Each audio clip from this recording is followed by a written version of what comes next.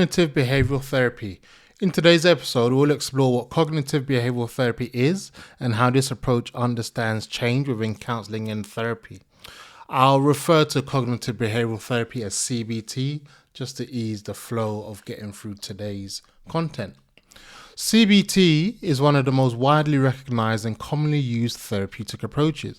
It is frequently mentioned in public discussions about mental health, yet its core ideas are often only loosely understood. This episode is about clarifying what CBT actually is, rather than what it is sometimes assumed to be.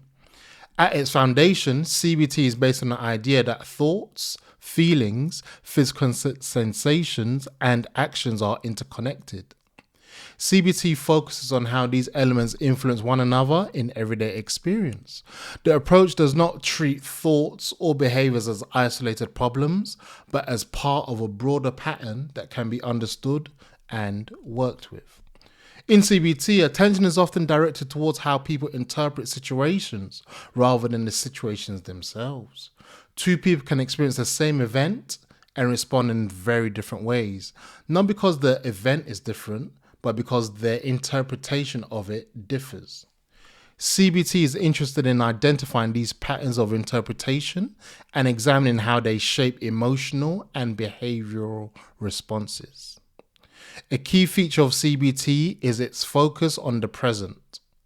While past experiences are acknowledged, the primary emphasis is on how patterns operate in current life. The assumption is that change becomes possible when people understand how their present ways of thinking and responding are maintaining certain difficulties. This focus gives CBT a practical and structured quality. CBT sessions are typically organized around collaboration. The therapist and client work together, as we discussed in a previous episode, to identify patterns, test assumptions, and explore alternative ways of responding. The therapist is active in guiding this process, but not in directing life choices. The emphasis is on shared understanding rather than instruction. Another defining aspect of CBT is its use of clear frameworks. Concepts are often explained in straightforward language with the aim of making the process transparent. Clients are encouraged to understand the model being used rather than experience therapy as something mysterious or hidden. This clarity is central to how CBT approaches learning and change. CBT also places importance on linking understanding to action. Insights gained in sessions are often connected to everyday situations.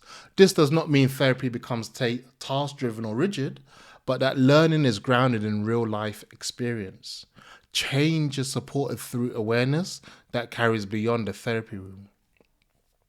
When compared with other counselling approaches, which we'll uncover in future episodes, CBT can appear more structured. Person-centered approaches may place greater emphasis on relational conditions, while psychodynamic approaches often focus more deeply on unconscious patterns and past relationships. CBT differs in that it prioritizes observable patterns in thinking and behavior and works with them directly. These differences do not mean CBT is more practical or less reflective than other approaches. They reflect different assumptions about how change occurs. CBT assumes that increasing awareness of patterns and experimenting with alternatives in the present can lead to meaningful shifts over time. CBT is used across a wide range of settings, including short-term and longer-term work. Its adaptability has contributed to its widespread use. However, it is not a universal solution. Like all approaches, it is more effective when its underlying assumptions align with the needs and preferences of the person engaging in therapy.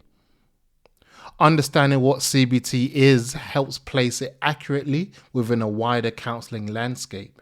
It is one approach among many with a particular way of understanding experience and supporting change. In the next episode, we'll explore what person-centered counselling is and how its understanding of therapeutic relationship differs from the CBT model. That's the scope of this episode. Each episode focuses on one specific element, and this was it. We'll leave it here for now and move on in the next episode.